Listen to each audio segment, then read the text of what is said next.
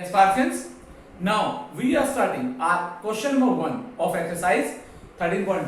हम अपनी एक्सरसाइज 13.1 का अपना फर्स्ट क्वेश्चन स्टार्ट करेंगे. फर्स्ट क्वेश्चन क्या है देखते हैं. Following are the car parking charges. Okay, इस टेबल में हमें क्या गिवन है? कार पार्किंग चार्जेस गिवन है near a railway station up to. Okay, हमें रेलवे स्टेशन के पास कार पार्किंग के चार्जेस क्या है गिवन है. Check if the parking charges are in direct proportion to parking time. जो पार्किंग चार्जेस हैं वो पार्किंग जो टाइम है उसके डायरेक्टली प्रोपोर्शनल है या नहीं है. ये हमें क्या करना है? फाइंड आउट करना है. ये हमें क्या करना है? फाइंड आउट करना है. तो कैसे फाइंड आउट करेंगे?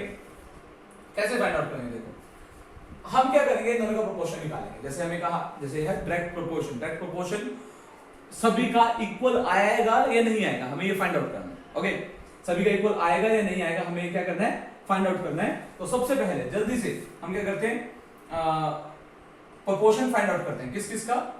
फर्स्ट केस फर्स्ट केस कौन सा होगा? ये वाला. इसमें क्या करेंगे हम? रेशियो फाइंड आउट करेंगे, है ना. प्रोपोर्शन फाइंड आउट करेंगे. समझ आया ना. पार्किंग चार्जेस और पार्किंग टाइम, इनका क्या करना है हमें? प्रोपोर्शन यानी रेशियो फाइंड आउट करना है. तो जल्दी से करते हैं.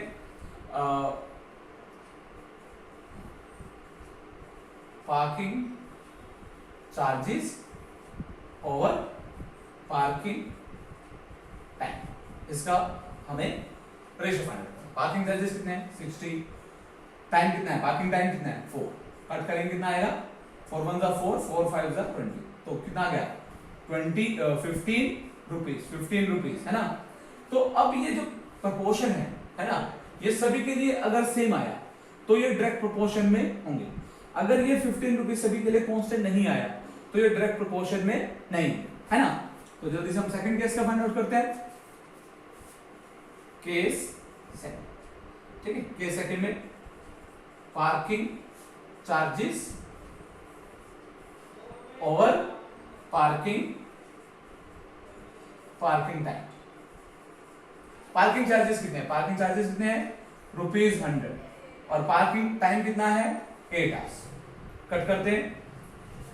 2 4 जा 8, 200 को कट करेंगे 50, 2 2 जा 4, कट करेंगे 25 by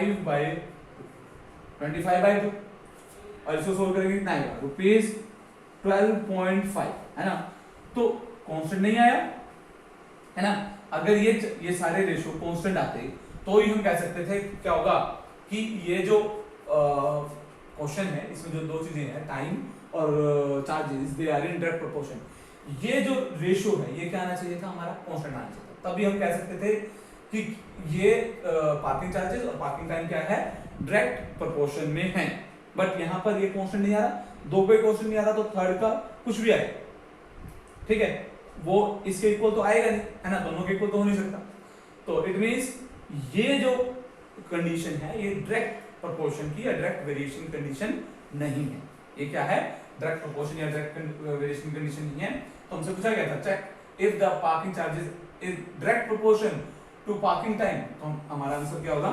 answer will be no. Parking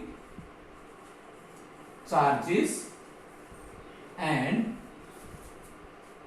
parking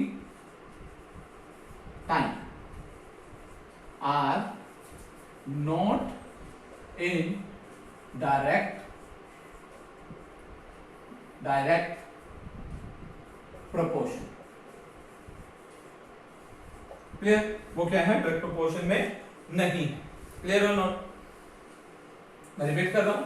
हमने क्या किया इस क्वेश्चन में? हमें ये क्वेश्चन गिवन था, हमें टेबल गिवन थी, हमें आर के अकॉर्डिंग पार्किंग चार्जेस गिवन थे. हमें कहा गया था इस क्वेश्चन में कि फाइंड आउट करो कि क्या ये पार्किंग चार्जेस और पार्किंग टाइम क्या डायरेक्ट वेरिएशन में है या डायरेक्ट प्रोपोर्शन में है. डायरेक्ट वेरिएशन और डायरेक्ट प्रोपोर्शन एक ही बात है. ओके, तो हमने क्या किया? इनका रेशियो निकाल लिया, ठीक है. तो पार्किंग चार्जेस और पार्किंग टाइम का रेशियो निकाला.